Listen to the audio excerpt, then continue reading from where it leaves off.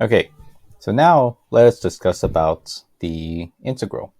So recall that we discussed about the Riemann sum. And the characteristic of a Riemann sum is we have a variable height given by f of x, but a fixed width, delta x, which is given by b minus a divided by n. Recall the curve. What we are being asked to find is the area in between the curve from a to b, a and b. And with Riemann sums, we take little rectangle slices with a fixed width but variable height. And in this case, this is roughly a flat top, so it's okay to approximate as a rectangle. But in situations where we have slopes like this, we need different variable height. Here, what we want to introduce is the notion of the integral. So here, Riemann sums only give us an approximate area given by n, the sum from k equals 1, f of xk, delta x. What this is essentially saying is take a bunch of rectangular sections of the curve and add up the area and add up to get the approximate area. Now, notice that the more rectangles we add, the better.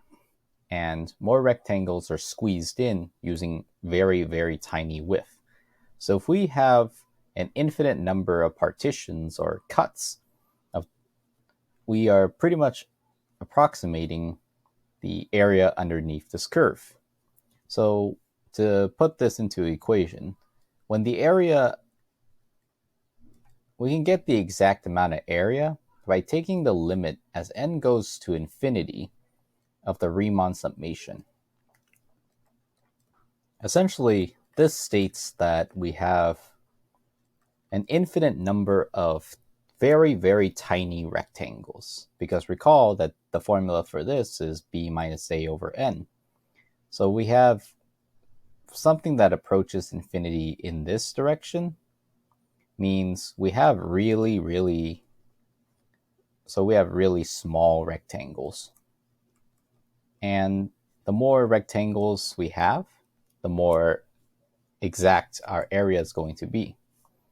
This notation we replace by a different symbol. So the limit as n goes to infinity of n with the summation starting at k equals 1 to n of f of x, k, delta x, is given by this symbol. This symbol is called the integral. And in this case, we have what's called a definite integral, which is going to be discussed in the next section. The integral from a to b of f of x dx. Notice that we didn't change too much on our notation. Our variable height is still present, but our width is what's called infinitesimally small. Infinitesimally small. So we could have the curve between a and b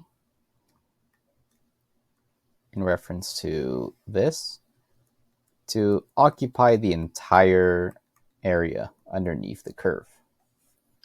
In the next section, we're going to differentiate between the definite integral and the indefinite integral, and we will also explore some main rules for doing integration. All right, thank you.